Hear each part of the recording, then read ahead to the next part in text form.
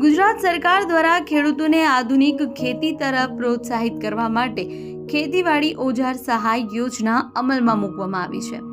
આ યોજના હેઠળ tractor, power tiller, seed drill, thresher, cultivator, leveller, pump set અને તાડપત્રી જેવા વિવિધ ખેતીલક્ષી સાધનોની ખરીદી પર 40થી 60% સુધીની સબસિડી આપવામાં આવે છે।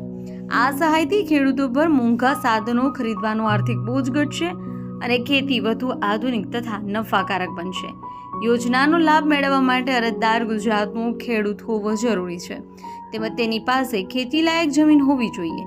અનુસૂચિત જાતિ જનજાતિના ખેડૂતો, મહિલા ખેડૂતો તેમજ નાના અને સીમાંત ખેડૂતોને વિશેષ પ્રાધાન્ય આપવામાં આવે છે। અરજી કરવા માટે ખેડૂતોએ આઈ ખેડૂત પોર્ટલ પર ઓનલાઈન ફોર્મ ભરવું પડશે। અરજી સાથે આધાર કાર્ડ 7/12 અને 8A ઉતારા, બેંક પાસબુક, રેશન કાર્ડ અને જરૂરી પ્રમાણપત્રો અપલોડ કરવાના રહેશે। અરજી સબમિટ કર્યા બાદ તેની પ્રિન્ટ સંબંધિત કચેરીમાં જમા કરાવવાની રહેશે।